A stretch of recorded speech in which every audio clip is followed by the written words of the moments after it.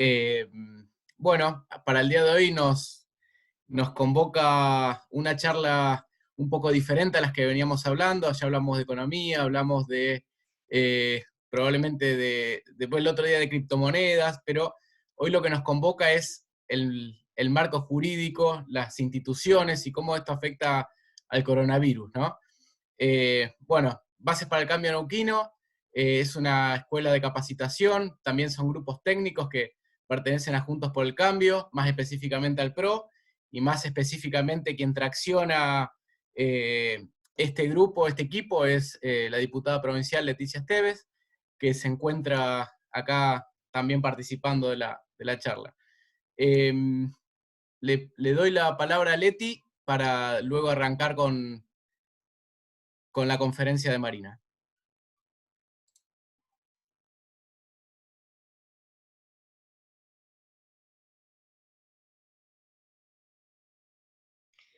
Hola, ¿me escuchan ahí? Buenas tardes. Buenas tardes a todos, ¿cómo les va? Mucha gente amiga, ahí lo veo a Daniel. Estoy buscando, ahí está mi jefa, ahí está mi jefecita Silvia. Hola Silvia. Bueno, qué lindo verlos a todos y encontrarnos ahí. Tenemos concejales del interior, hay gente de San Martín de los Andes, está Mercedes, está César. Bueno, Gaby, bueno, qué lindo que nos encontremos todos acá. Seguimos aprovechando esta oportunidad que nos da la pandemia de conectarnos mediante esta plataforma y hablar de temas tan interesantes como el de hoy, que la verdad es algo que venimos discutiendo hace tiempo y venimos planteando cada vez que se toma alguna medida nueva, ya sea a nivel nacional, pero también en gobiernos locales, como cuando discutimos si está bien o no que un intendente cierre completamente un pueblo, o que se prohíba la venta de bebidas alcohólicas, o bueno, ahí dispara para un montón de lugares. Así que nos pareció súper bueno poder debatir, poder escuchar a Marina con su formación de abogada también para que nos enseñe un poquito, y por supuesto después escucharlos a ustedes y saber qué es lo que están sintiendo respecto a estos temas, si vale todo en la cuarentena, si están en riesgo las instituciones, si están garantizados los derechos de todos y cada uno de los ciudadanos. Así que le doy la palabra a Marina, de Esteves a Esteves nos estamos dando la palabra hoy, así que Marina es abogada, es parte fundamental del equipo de la legislatura, junto con Vero Salvarrey, que también anda por ahí, son las abogadas del equipo, así que te dejo, Marina, para que inicies con la charla. Bienvenidos a todos y gracias por acompañarnos siempre. Perdón, antes de darle la palabra a Marina, quería comentarles más o menos la metodología de la reunión. La idea es que ustedes al final, por lo menos 3 personas tengan la posibilidad de expresarse de manera oral para que las podamos escuchar. Por lo tanto, lo que vamos a hacer es que si hay más de 3 personas que quieran hablar, a mí me gustaría que lo escriban en el chat y nosotros podamos seleccionar las primeras 3 personas que expresen que quieren hablar. El resto que quiera hacer preguntas, consultas, lo puede hacer dejando escrito mediante el chat. Solamente vamos a habilitar a 3 personas al final de la charla para que expresen sus ideas, compartan alguna pregunta, etc. Bueno, ahora sí, la presento a Marina. Bueno, Marina es abogada, tiene un posgrado en energía en Madrid, trabajó 10 años en Buenos Aires en estudios jurídicos, específicamente dedicándose a la parte de derecho administrativo, fue subsecretaria de Innovación de la Municipalidad de Neuquén y actualmente es asesora en la legislatura. Así que, bueno, le damos la palabra a Marina Esteves. Hola, buenas tardes. ¿Se me escucha bien ahí? Porque por ahí el micrófono... Genial. Bueno, veo muchas caras familiares, muchos amigos, muchos conocidos, muchas gracias por estar. A medida que van avanzando las semanas, se van multiplicando las ofertas y la audiencia cada vez se hace más pequeñita, pero acá seguimos firmes, instalando temas que nos parecen que son importantes. Voy a compartir la pantalla, a ver, porque tengo una pequeña presentación preparada. para que podamos debatir hace unas semanas, cuando empezamos a planificar el mes.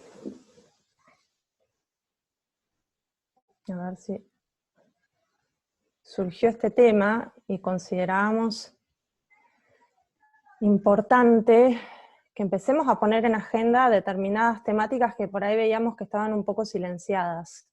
En ese momento, a ver, ¿se ve bien ahí la pantalla compartida? Háganme algún gestito, listo, genial, arrancamos entonces. En ese momento yo me preguntaba si el aislamiento social preventivo y obligatorio, que es como lo tituló el gobierno nacional, ponía la institucionalidad en jaque. Hace 2 semanas aproximadamente el diario Río Negro me publicó una columna de opinión sobre el tema. La idea es repasar algunos puntos y, como acá tenemos un poco más de tiempo, explayarnos en otros que no pude desarrollar en ese momento. Si les interesa pueden buscar la columna, ahí me centré en temas más que nada municipales.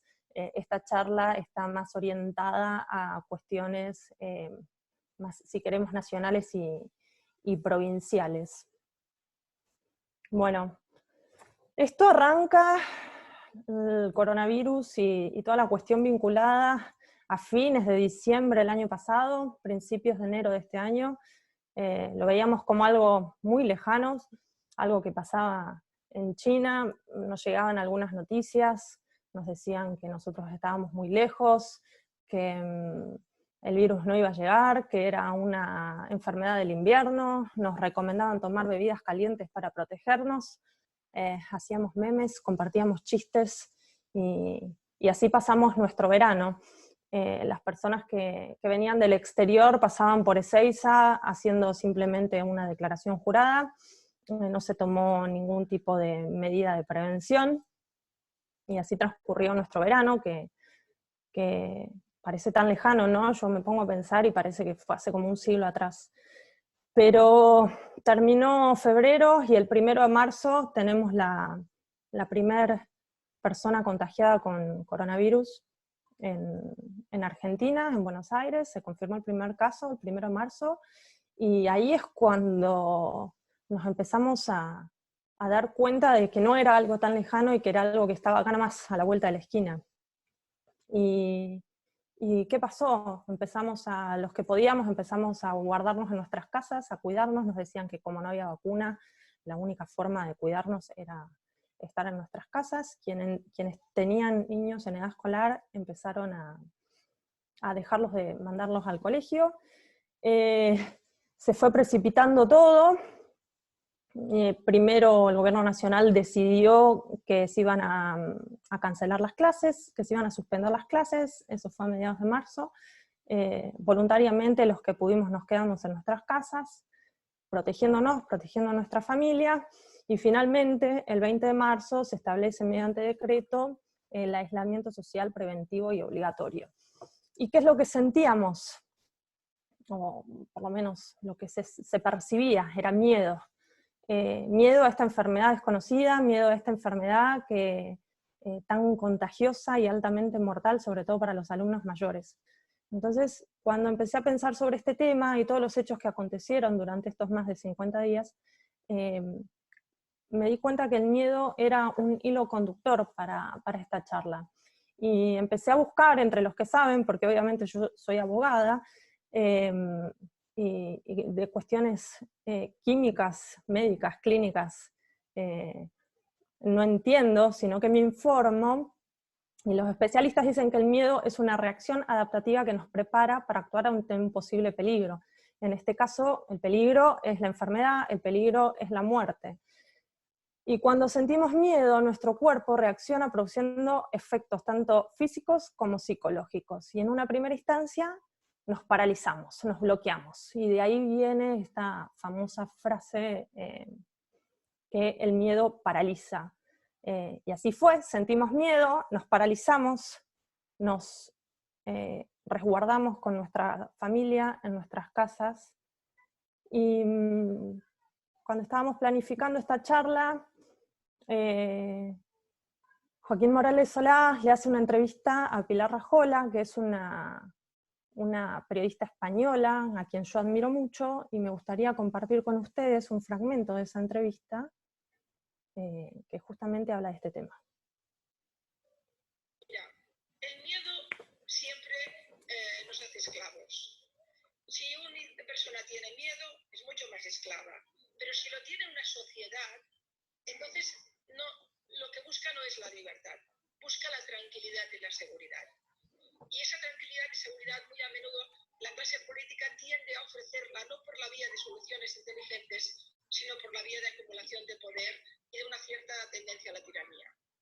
Es ahí donde tendremos que pensarlo mucho, estamos en proceso casi especulativo, porque todo esto está pasando ahora, somos cronistas del momento que estamos viviendo y nada ha cuajado, pero este siglo XXI para las democracias ya nació bastante herido y ahora está bastante peor.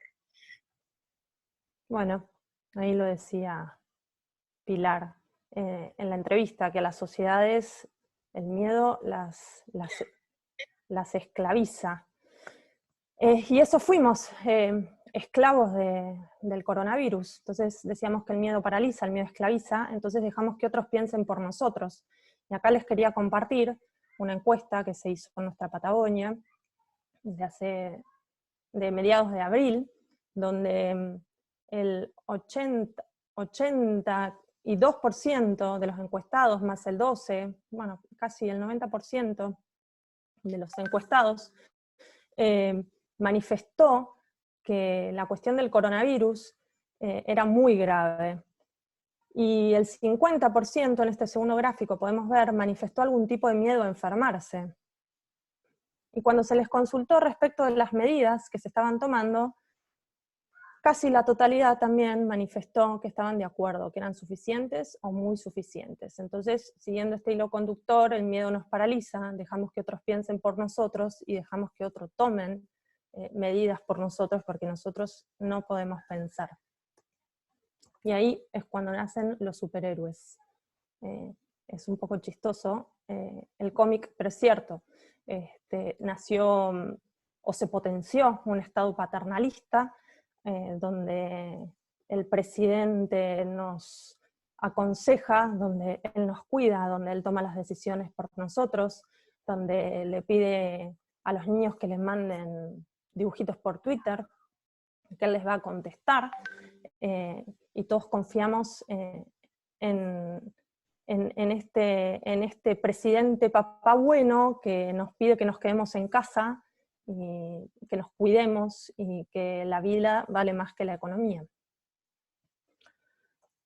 Entonces estos superhéroes toman medidas, y la ciudadanía, que está con miedo y está paralizada, considera que está bien lo que hacen. La misma encuesta que les compartía dice: los encuestados manifiestan que las medidas, aprueban todos o algo de las medidas que tomó Alberto Fernández, y aprueban todo o algo de las medidas que tomó nuestro gobernador Omar Gutiérrez. Entonces todo lo que hacen está bien, porque nosotros estamos en casa, cuidándonos y protegiéndonos.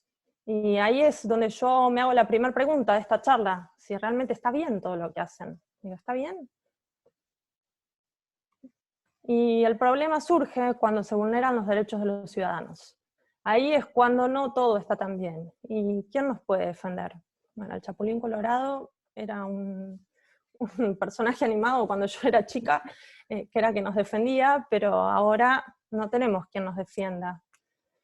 Tenemos los tribunales de ferias y con plazos suspendidos, con un procedimiento que data, no digo del siglo XIX, del siglo XX, digo del siglo XIX, con trámites que se realizan de forma presencial o en papel, y que está luchando contra el reloj para intentar modernizarse y que todo lo que se haga sea legal. Y un Congreso que, si bien algunas comisiones están funcionando de manera virtual, está cerrado. Ayer se hizo una prueba de una sesión virtual y el sistema falló, así que lo que estaba previsto que funcione no funcionó y pasaron 50 días y seguimos con un Congreso que no sesiona. Entonces, ¿a dónde acudimos si la gran mayoría de las oficinas estatales están cerradas, cuando nuestros derechos se ven vulnerados? Y bueno, y empieza el show. Tenemos, acá les quise compartir el presidente de la Cámara de Diputados, Sergio Massa, con esa pantalla ovalada que debe haber salido millones de pesos, la misma metodología en la presidencia del Senado, y sin embargo, para cuidarnos a nosotros o para atendernos a nosotros, nos dan o compran sillas de plástico y no son cuchetas, son, bueno, no sé qué son, no sé cómo se llaman, pero es realmente triste. Y bueno, y como decía, el problema comienza cuando se vulneran los derechos de los ciudadanos, y si bien podemos estar toda la tarde discutiendo, yo decidí elegir el artículo 14 de la Constitución Nacional, que consagra los derechos de los habitantes de la Argentina. Y acá me quiero detener un minuto y repasar un poco nuestra historia como país. En 1810 declaramos la libertad, en 1816 la independencia, y ahí empieza una carrera de discusiones, algunas no solamente verbales, sino también sangrientas y con batallas, respecto de cómo nos íbamos a organizar como país. Son bien conocidas las batallas de unitarios y federales, hasta incluso Belgrano propuso tener una monarquía con un descendiente incaico.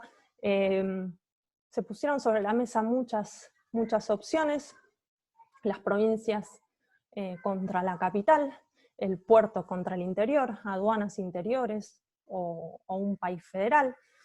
En síntesis, en 1853 se sanciona nuestra Constitución finalmente y se adopta el sistema republicano y federal. No es casualidad, es producto de todos estos años de discusiones, y el artículo 14 consagra los derechos individuales, que tampoco es casualidad este artículo 14, porque recuerden de que teníamos esclavitud, las personas se comercializaban, después vino la libertad de vientres, teníamos voto calificado. Entonces, este artículo 14 es como la columna vertebral de nuestra Constitución Nacional, ¿no? Después vienen otras oleadas de derechos constitucionales que se vieron reflejados en las reformas posteriores, en el 49 el 14 bis con los derechos laborales y colectivos, y en el 94 con los derechos de la tercera generación, pero me pareció importante centrarnos en los derechos individuales, que fueron los primeros que tuvimos como país, y que me parece que son los primeros que están siendo, en síntesis, vulnerados de alguna manera por esta situación de la pandemia. Y si hacemos una enumeración de los derechos del artículo 14, son trabajar y ejercer la industria, navegar y comerciar, peticionar a las autoridades, entrar, permanecer, transitar y salir del territorio, publicar las ideas por la prensa sin censura previa, usar y disponer de la propiedad, asociarse con fines útiles, profesar libremente el culto y enseñar y aprender. Así que, si me acompañan, vamos a repasar algunos de ellos. Derecho a entrar, permanecer, transitar y salir del territorio argentino. Y acá vino lo primero que sucedió. Los intendentes, en su gran mayoría, para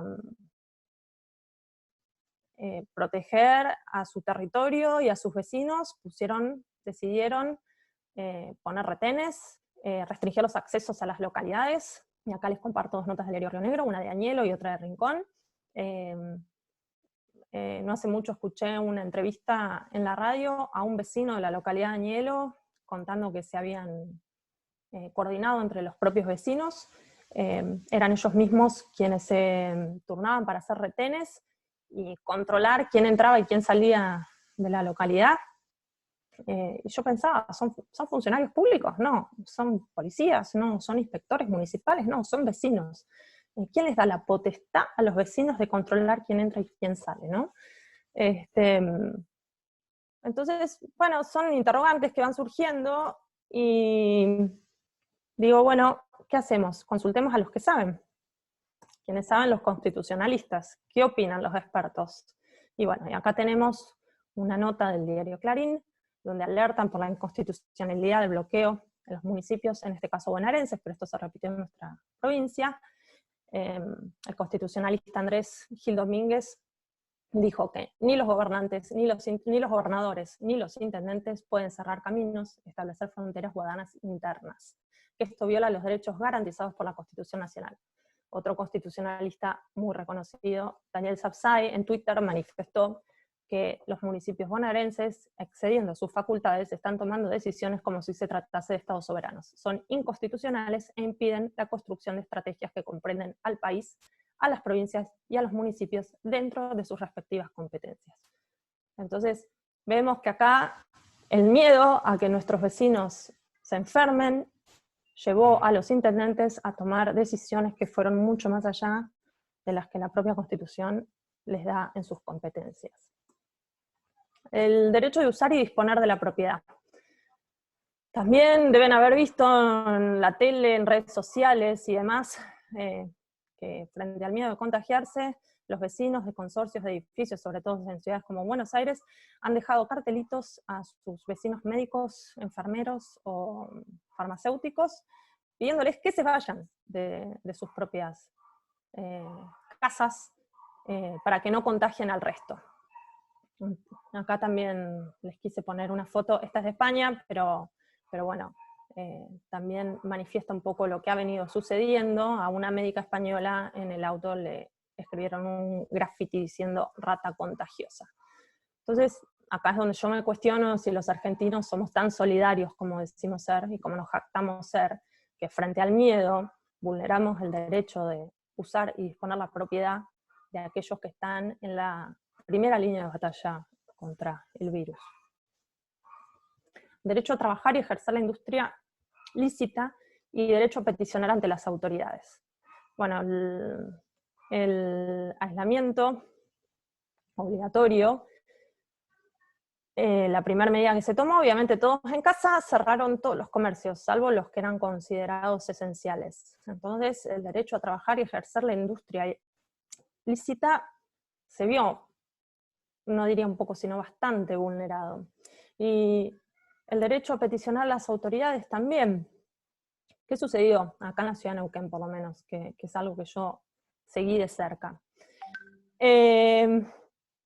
A partir del 20 de marzo, cuando se decretó el aislamiento, se empezaron a dictar una serie de normas donde el poder sancionador del Estado se multiplicó a la enésima potencia. No podíamos salir de nuestras casas, nos establecieron horarios, días de circulación, en algunos lugares patentes,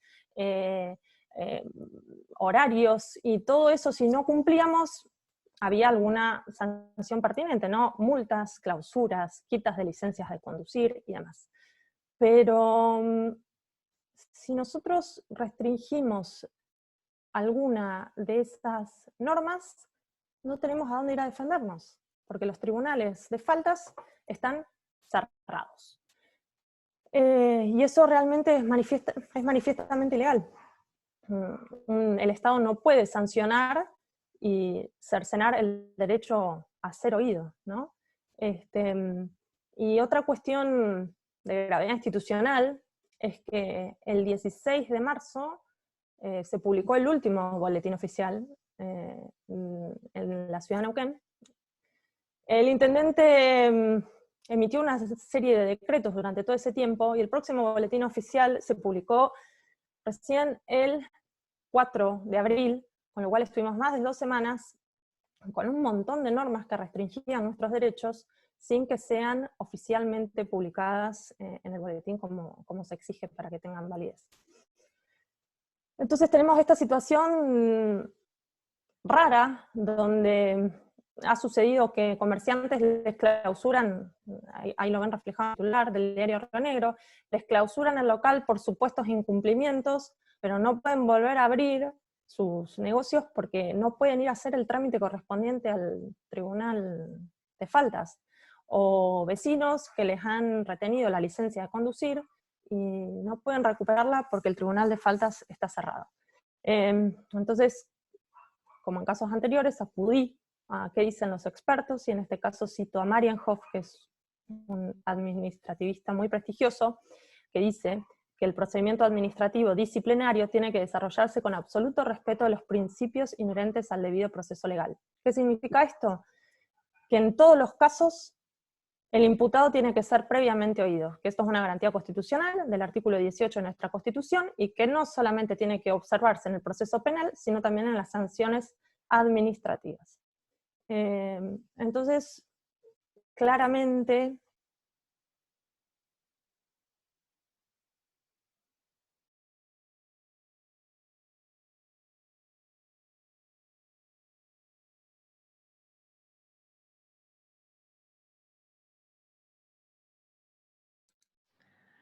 Marina, ¿estás ahí?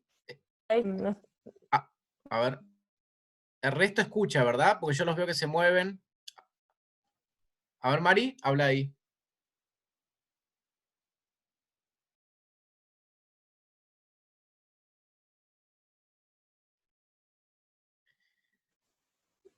Sí, me parece que tenemos un problema con la conexión de Marina.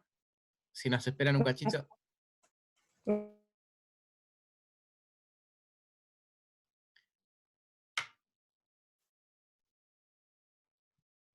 Marina.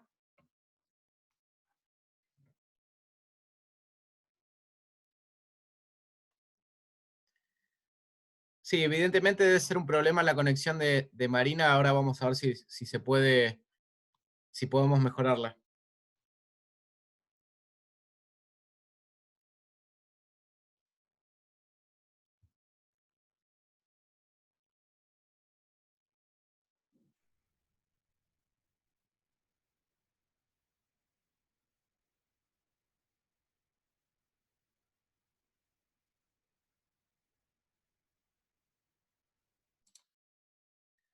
Parece que salió Marina, ahora seguro que vuelve a entrar.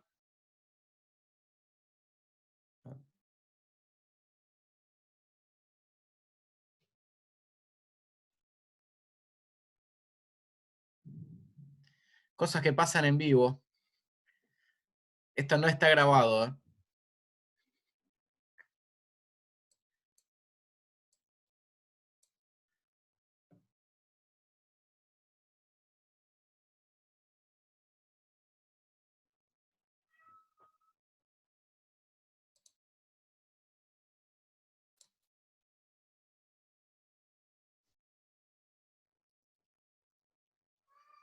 Leti, ahí tenés habilitado el audio, que estabas levantando la No, mano. no, quise leer el mensajito de Marcelo disculpándose por su llegada tarde y Ah, apreté levantar la mano. Si querés, mientras tanto le podemos ir cediendo la palabra a alguien para que quiera, no sé, lo veo ahí a Nico Montero, por ejemplo. sí, sí, Silvia Gutiérrez A me pidió la Silvia palabra. también, Ahora, espera, que la busco. sí.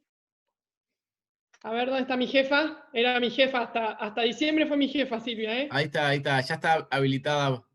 Silvia, te escuchamos, ¿eh?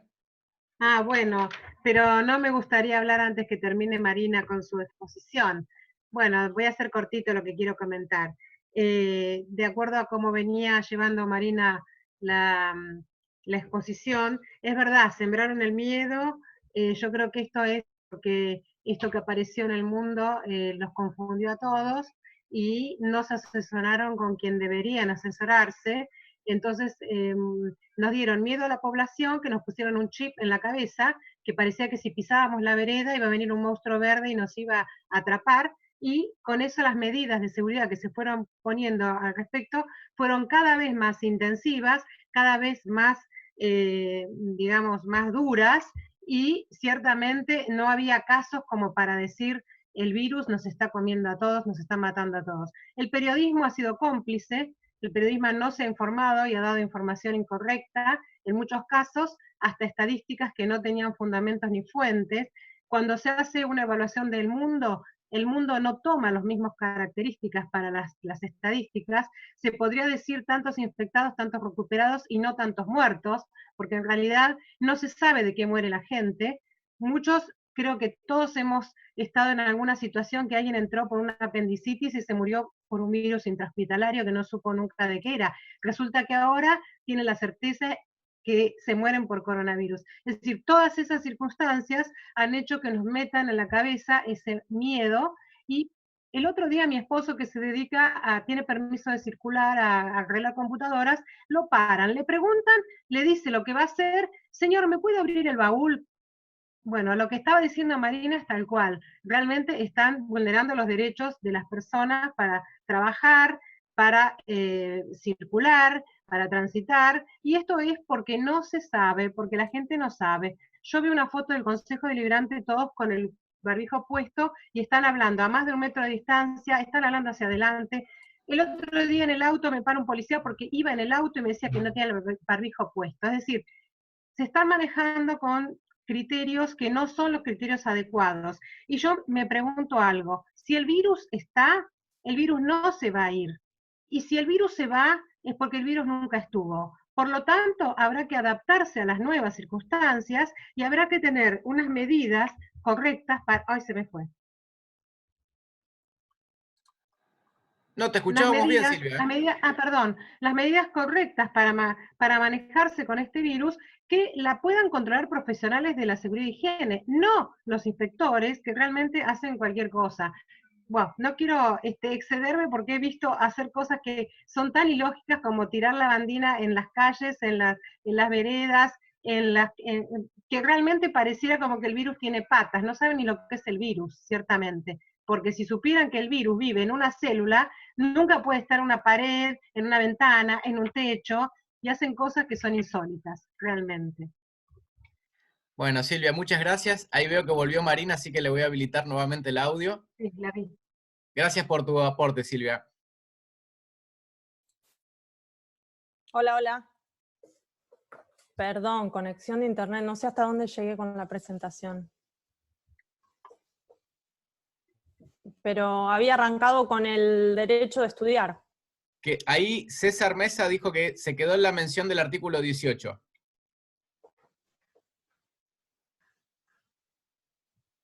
A ver. Perfecto. Sí, justo. Acá. A ver, para que tengo que compartir la pantalla. De vuelta.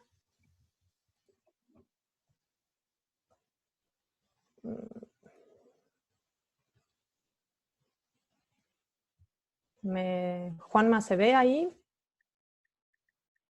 Ahora, ahí está, sí, perfecto. Buenísimo. Bueno, estaba en el derecho de enseñar y aprender. Ya estamos sobre el final, igualmente.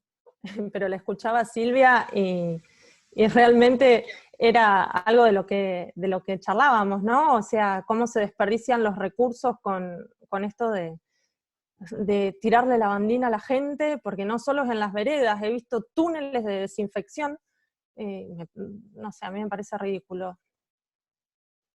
Pero de vuelta, soy abogada, así que me limito a las cuestiones legales. Bueno, el derecho a enseñar y aprender desde el 16 de marzo que estamos sin clases, no sabemos cuándo vamos a volver a tener clases, y la gente tiene miedo y no quiere mandar a los niños, dicen que los niños son el vector de la enfermedad, entonces más vale que estén en casa, pasar toda la educación al mundo virtual, y ahí es donde se vulnera el derecho a enseñar y aprender, ¿no? Porque primero a ver si tenemos la infraestructura para pasar toda la educación de todo el país al mundo virtual. Necesitamos una muy buena conexión de internet y ahora estamos todos conectados y bueno, ya lo que pasó recién es un claro ejemplo de lo que suele suceder, todos más o menos a la misma hora intentamos establecer estas charlas, tener clases, y el sistema colapsa. También necesitamos un dispositivo, una computadora, un teléfono, una tablet, y necesitamos docentes del otro lado capacitados para enseñar a nuestros chicos. Entonces, los chicos que tienen más chances están recibiendo una suerte de educación virtual. Los chicos que no tienen tanta suerte no están recibiendo nada, porque más allá de la infraestructura también tenés que tener un papá o una mamá que esté al lado, que tenga paciencia, que tenga ganas, que esté estimulando a que los chicos continúen con el aprendizaje. Y si vamos más allá de eso, de la cuestión de la infraestructura, la pregunta es si están asegurados los núcleos de acceso primario, ¿no? Ya sabemos que cuando empieza el ciclo lectivo, hay determinados núcleos de aprendizaje que los chicos tienen que cumplir para poder seguir avanzando en su educación, y si estamos hablando de que las clases no van a empezar hasta septiembre, por más internet, computadora y aulas virtuales que tengamos, van a acceder a lo que necesitan realmente para pasar de año. Mis niñas son pequeñas, pero la mía, por ejemplo, tiene clases de 40 minutos 3 veces por semana. Entonces, si yo no estoy al lado incentivándola para que aprenda lo que le corresponde según su edad, realmente van a quedar muchos chicos atrás y seguimos fomentando la desigualdad entre los que tienen más y los que tienen menos oportunidades. Y bueno, el derecho a publicar sus ideas. La ministra de Seguridad admitió que se hace ciberpatrullaje en las redes sociales para controlar el humor social. ¿Se puede utilizar el ciberpatrullaje? ¿Es legal? Sí, es legal, definitivamente, pero depende para qué se use. El ciberpatrullaje definitivamente se tiene que utilizar para combatir el cibercrimen, el grooming, el terrorismo, las estafas, todo lo vinculado a los delitos cibernéticos, pero no para perseguir e identificar a los que piensan distintos del gobierno de turno, definitivamente. Acá se está siendo vulnerado el derecho a publicar nuestras ideas, el derecho a la libre opinión. Y bueno, y para terminar, quería hacer una reflexión respecto de la emergencia, porque como cuando arrancábamos hablábamos de la República, la Constitución que adoptó el sistema republicano, establece mecanismos rígidos para que los distintos poderes se vayan controlando, no existe la suma del poder público, esa que tenía Rosas, aquel gobernador previo de Buenos Aires, previo a la sanción de nuestra Constitución, y piensen qué gobernador tiene un cuadro de Rosas en su despacho, y por qué será que lo admira tanto. Pero bueno, nuestra Constitución tiene mecanismos rígidos que lo que garantizan justamente es el equilibrio entre los poderes y que no haya abusos de uno sobre otro. Y cuando estamos en emergencia, que es un mecanismo que está previsto en nuestra Constitución, estos mecanismos se flexibilizan, porque lo que necesitamos es que el Estado sea ágil y tenga respuestas y soluciones rápidas frente a una situación excepcional. Ahora, ejercitemos la memoria. En el año 2001 tuvimos una crisis, un estallido social sin precedentes, la renuncia del presidente, el vicepresidente había renunciado un tiempo antes, con lo cual se tuvo que aplicar la ley de acefalía. Tuvimos 5 presidentes en 10 días, el famoso que se vayan todos, y en ese contexto se sancionó la ley 25.561 de emergencia pública y reforma del régimen cambiario. Se sancionó en enero del 2002 y tenía vigencia hasta diciembre del 2003. Sin embargo, año tras año fue prorrogada hasta diciembre de 2017, es decir, que vivimos durante 16 años en emergencia. ¿Y qué le permitió esto al Poder Ejecutivo? Le permitió moverse, salteando al Congreso, con más flexibilidad. Entonces, luego tuvimos 2 años normales de institucionalidad, porque en diciembre de 2017 el presidente de ese entonces, Mauricio Macri, decidió no prorrogar el estado de emergencia, porque se consideró que la situación de 2017 no era la del 2001. Tuvimos, como les decía, una institucionalidad normal hasta diciembre de 2019, con el nuevo gobierno. El Congreso sancionó la ley 27.541 de solidaridad y reactivación productiva en el marco de la emergencia pública. Así que otra vez la emergencia. Y en marzo, en contexto del COVID, se amplió la emergencia por decreto. Entonces, en Argentina vivimos en un estado de emergencia permanente, donde nuestros derechos como ciudadanos pueden estar constantemente vulnerados. Entonces, la respuesta a todas las preguntas que vinimos haciendo a lo largo de esta presentación es que definitivamente este aislamiento social preventivo y obligatorio puso la institucionalidad en jaque, con una ciudadanía paralizada por el miedo, que es una combinación letal para la democracia republicana.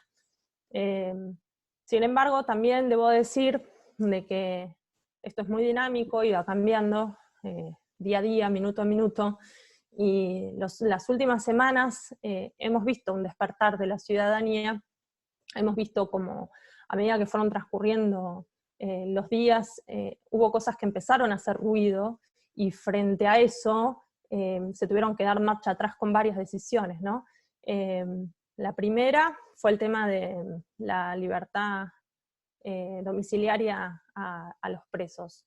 Hubo un fuerte rechazo de la ciudadanía y los tribunales de alzada, las cortes supremas, los fiscales tuvieron que actuar en consecuencia.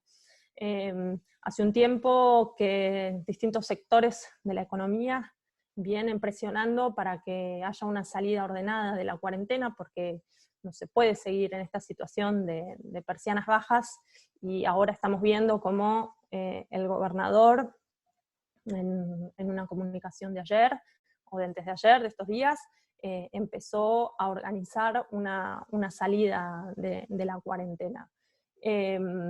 Y lo mismo ha sucedido con el tema del Congreso, que si bien falló lo de ayer, entiendo y creo fervientemente de que el inicio de las sesiones en el Congreso tiene que ver con una presión que ha venido ejerciendo la oposición y la ciudadanía respecto de que las instituciones tienen que seguir funcionando.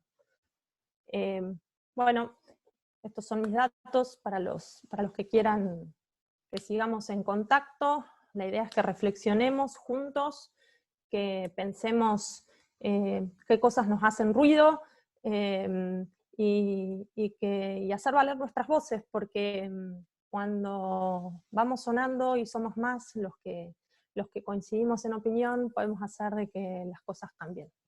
Muchas gracias. Bueno, Marina, muchas gracias por tu exposición, la verdad que muy interesante. Supongo que deben haber dudas, consultas. Ahí veo algún comentario de César, pero me gustaría que al principio podamos darle la palabra por lo menos a 2 personas más. Creo que hay gente que podría aportarnos su visión.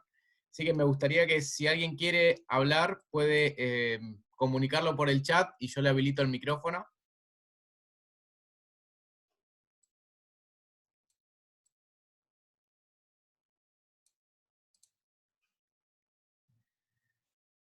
No sean tímidos. Hay un comentario de César Mesa que dice que tal es el miedo que se instaló en una encuesta en San Martín, que los niños tienen el concepto de que si salen a la calle se van a morir por el coronavirus, ¿no? Ah, ahí está, César va a comentar la experiencia. Ahí te habilito, César. Ahí está. Bueno, buenas tardes. Bueno, gracias Marina por todo esto.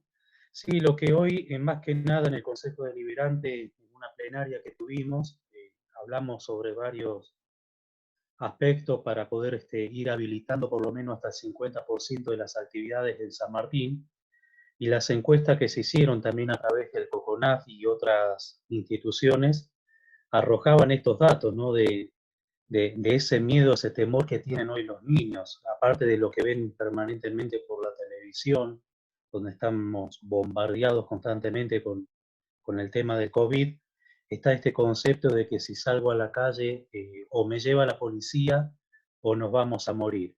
Y también se ha dado algo en nuestra localidad con esto de escrachar o repudiar a los que están viniendo, por ejemplo, de Andorra.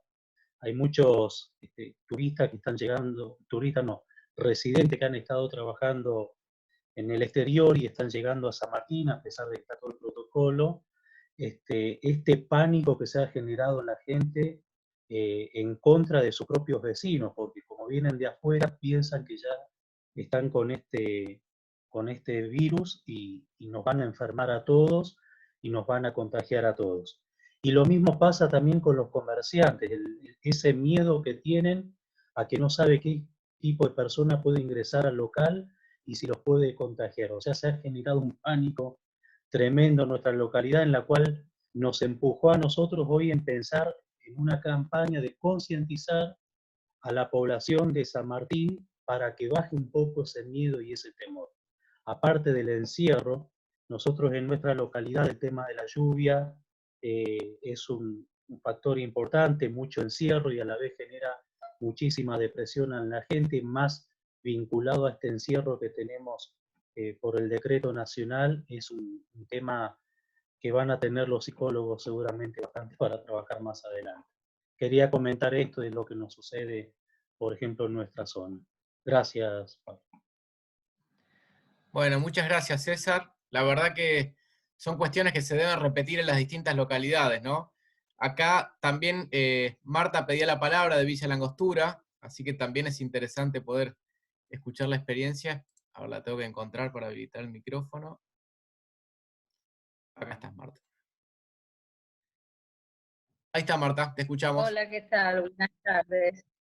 ¿Qué tal? Buenas tardes. Bueno, gracias Marina por tu disertación, muy buena. Yo lo que quería comentar en adición a lo que estaba diciendo César, que sí, la gente está absolutamente refractaria, no solidaria y yo diría que hasta inhumana, negándoles a las familias que regresen sus propios hijos. O sea, hemos llegado hasta ese grado de ridiculez. Y nosotros aún más la tenemos incrementada, porque, por ejemplo, nosotros no dejamos ingresar a la gente que viene de Bariloche. Y aquí hay gente que hace tratamientos en Bariloche, por supuesto. Entonces, cuando pasan a Bariloche, cuando vuelven de Bariloche, tienen que hacer una cuarentena de 14 días. ¿No? Entonces, claro que tuvieron que hacer excepciones por las personas que se hacen quimioterapia. Porque las personas que se hacen quimioterapia o una persona que tiene diálisis, no, es decir, generalmente son una vez por semana en un caso o 2 veces por semana en otros casos. Hemos llegado a ese grado de inhumanidad que a mí me gustaría que en el grupo, que todo el grupo, empecemos a pensar cómo regresamos de eso, cómo hacemos que la gente del pueblo empiece a pensar distinto.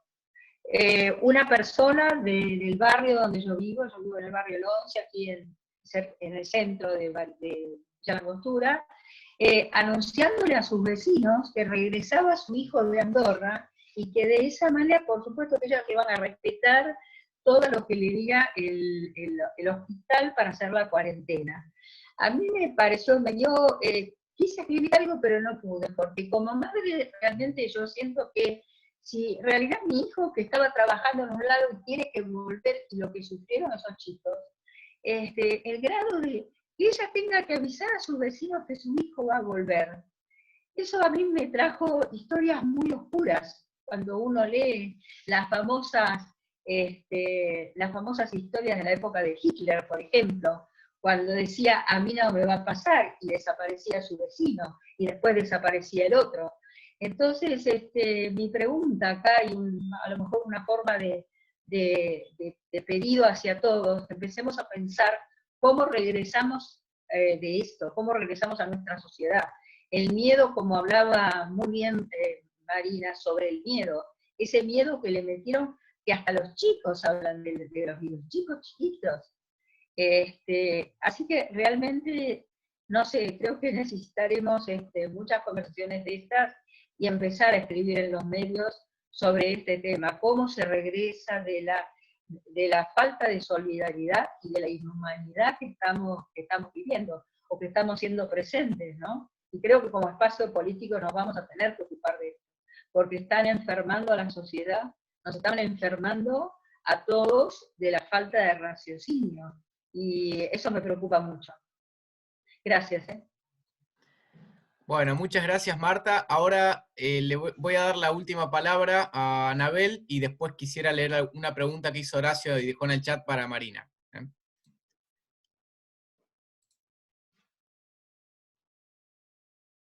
Anabel, ahí te estamos escuchando. Ah, perfecto. ¿Ahí se escucha? Perfecto. Perfecto, bueno.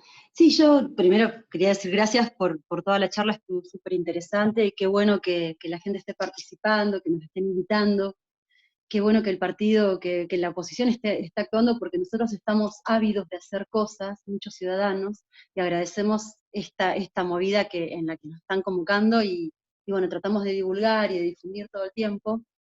Y bueno, yo lo que quería decir es que estoy súper preocupada, soy bastante mal pensada por lo que me di cuenta, pero a la larga me di cuenta de que no estoy tan errada.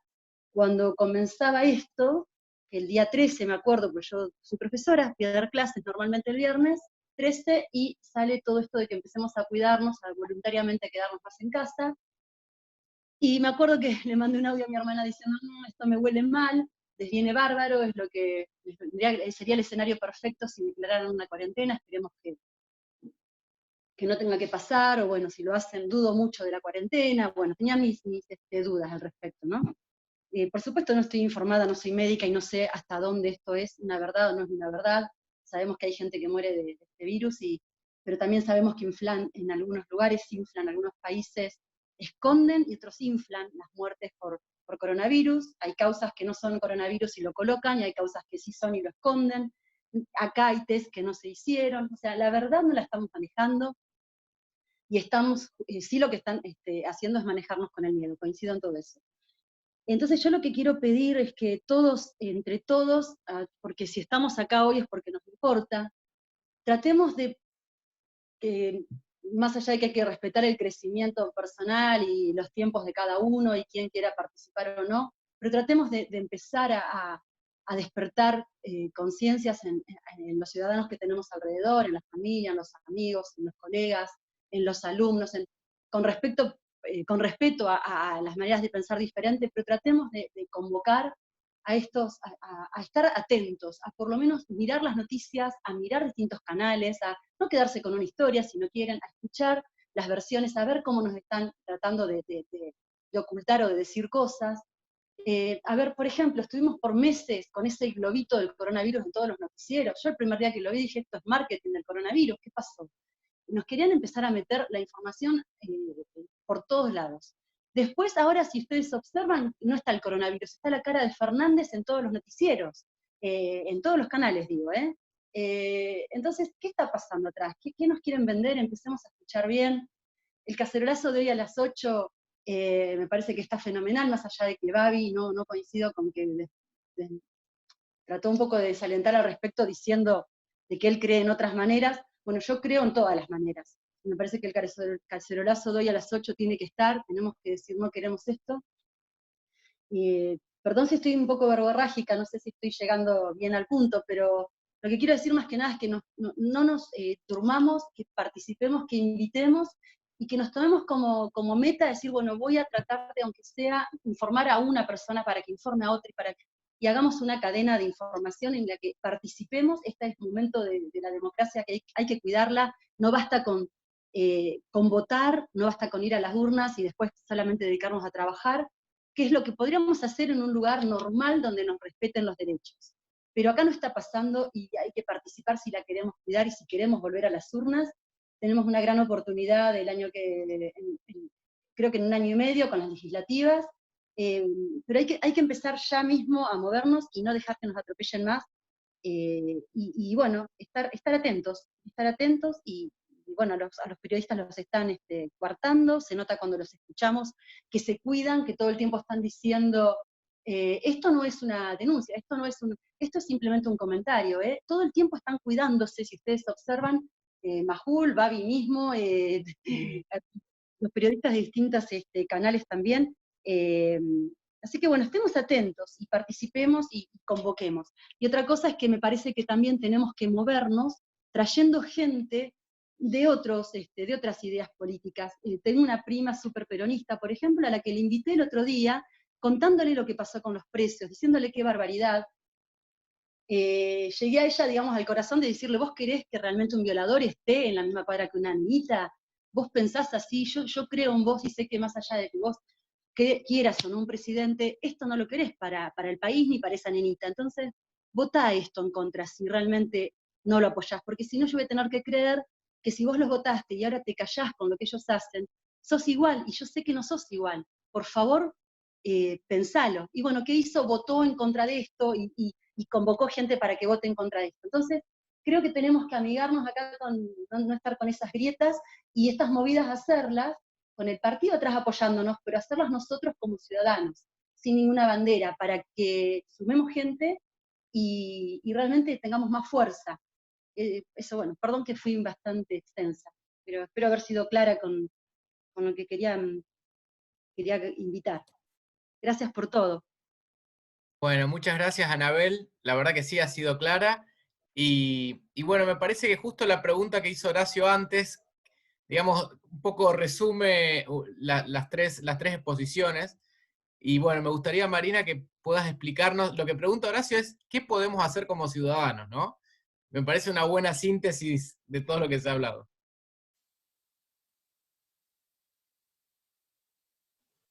Bueno, ahí estoy. Bueno, muchas gracias. Siempre es interesante escuchar otras voces, por eso en esta charla propuse que cambiemos un poco la dinámica y podamos abrir, aunque sea un ratito, los micrófonos, sobre todo por la temática, ¿no? Que no es tan técnica y económica como lo que veníamos haciendo, sino más bien ciudadana, y con lo que nos pasa a todos con todo esto, ¿no? ¿Qué podemos hacer los ciudadanos? Bueno, depende. Si realmente estamos siendo vulnerados en uno de nuestros derechos, como hablábamos del tema municipal, que nos clausuran nuestro negocio, o nos quitan la licencia de conducir, o alguna de estas sanciones, y no podemos solucionar la situación, consulte a su abogado amigo. Y ahí hacemos el chivo para los colegas.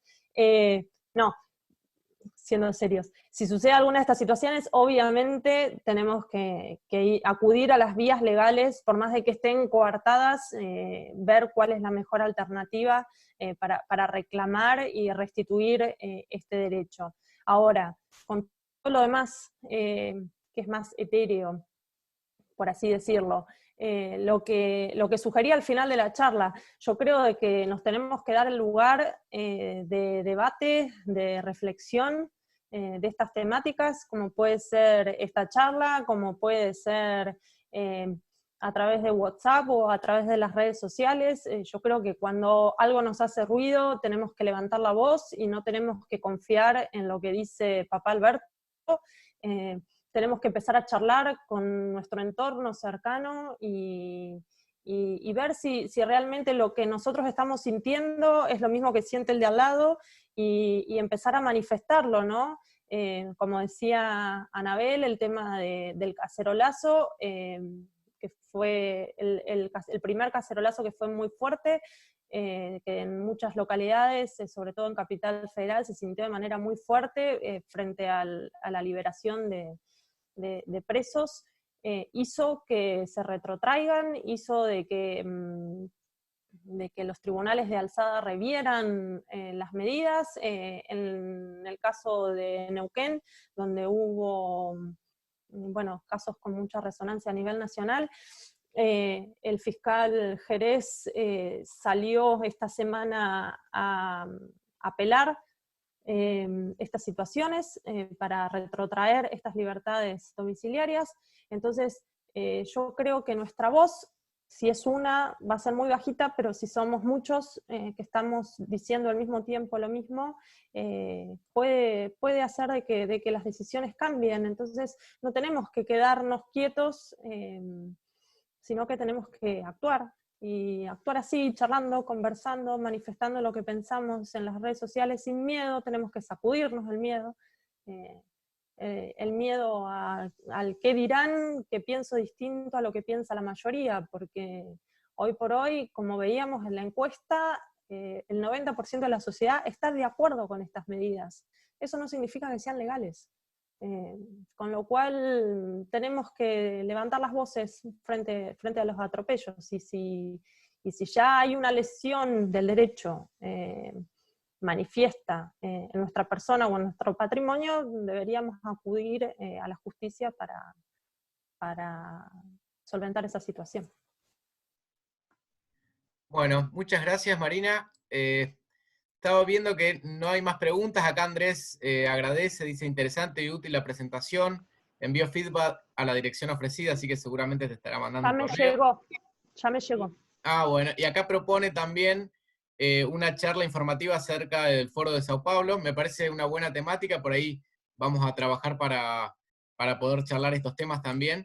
Está bueno que también puedan hacer como Andrés, que sugieran temáticas para que nosotros podamos organizar este tipo de charlas. Bueno, si no hay más preguntas o visiones, bueno, felicitaciones, dice Marcelo. Bueno, damos Ay, por... gracias Marcelo, no te vi. Estás Eso escondido. le ¿No pasó querés por hablar, llegar tarde. Bermúdez?